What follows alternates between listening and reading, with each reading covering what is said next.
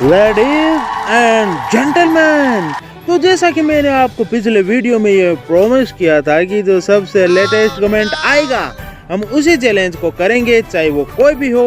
हाँ, कोई भी। और यहीं से मेरी उल्टी गिनती शुरू हो गई। उल्टी गिनती?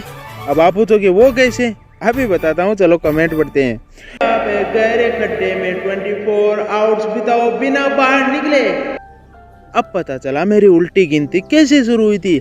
लेकिन मैंने अपने सब्सक्राइबर को ये जुबान दी थी कि चाहे कुछ भी हो जाए, चैलेंज तो मैं करूँगा।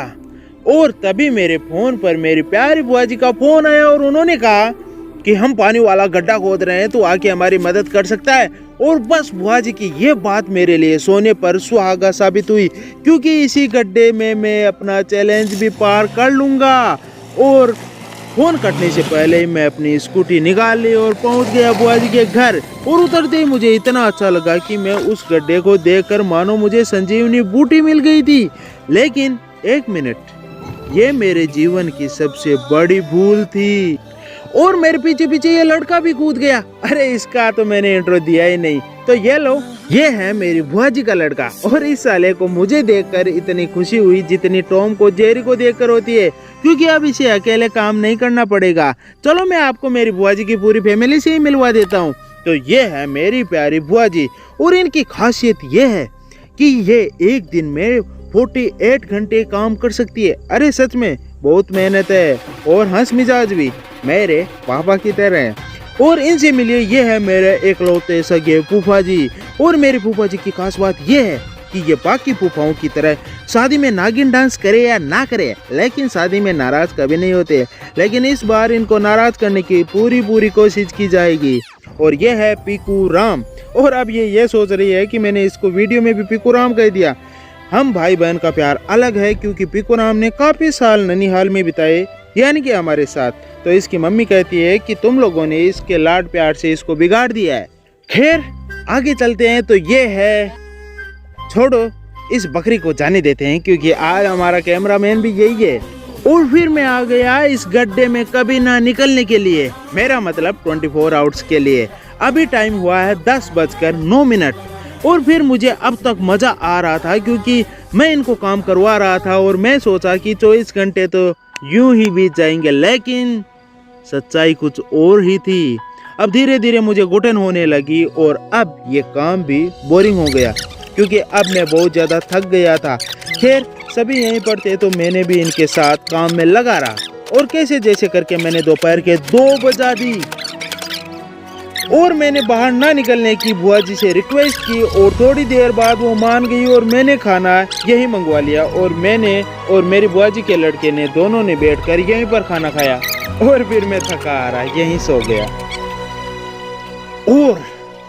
और मैं यहीं सो गया। लेकिन लगभग 3:30 बजे सभी वापस आ गए और सभी काम पर लग गए। तो धीरे धीरे कब दिन ढल गया पता ही नहीं चला।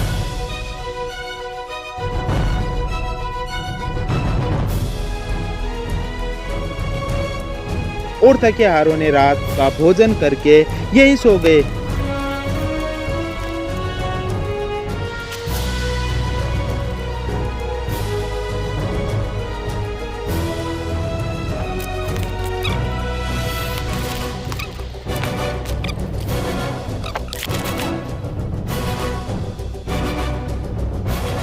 क्या टाइम हुआ है?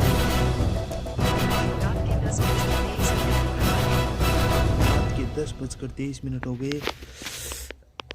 काफी भारी चैलेंज ले लिया, अब सो जाते हैं। कोई नहीं आने वाला यहाँ पर। तो आप मुझसे मिलते हैं सुबह। Good night, bye. उस टाइम मुझे ये रियलाइज हुआ कि अगर किसी चीज को पूरे दिल से चाहो तो पूरी कायनात उसे तुमसे मिलाने में लग जाती है। Hello guys, good morning. उसे देखते हैं वो कहाँ सोता है, उसको जगाते हैं। देखो वो पड़ा, उसके पास जाके उसको जगाते हैं।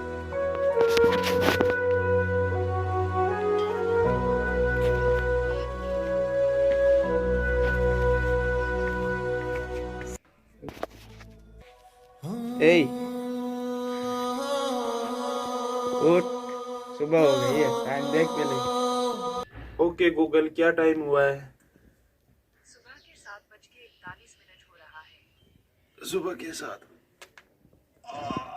ये आवाज इसलिए आई है क्योंकि कल से मैं काम पर लगा हुआ हूँ और पूरा शरीर अकड़ गया है। खैर देखो आगे आगे होता है क्या। और अब मुझे धीरे धीरे आशा की किरण दिखाई देने लगी, लेकिन ये पड़ाव भी उतना आसान नहीं था जितना आप लोग सोच रहे हो। एक बार फिर मैं सभी के साथ काम पर लग गया। ओके गूगल, अभी क्या टाइम हुआ है? सुबह के 10:37 हो रहा है। और अब मुझे यहाँ से बाहर निकलने में इतनी खुशी हो रही थी कि मानो जान में जान आ गई हो। हाँ, जान में जान। और जैसे तैसे करके मैंने ये चैलेंज पूरा कर लिया और ये साबित कर दिया कि हाँ मैं कर सकता हूँ। बाकी मिलते हैं नेक्स्ट वीडियो में किसी नए टॉपिक के साथ। Wish you all the best. Bye bye.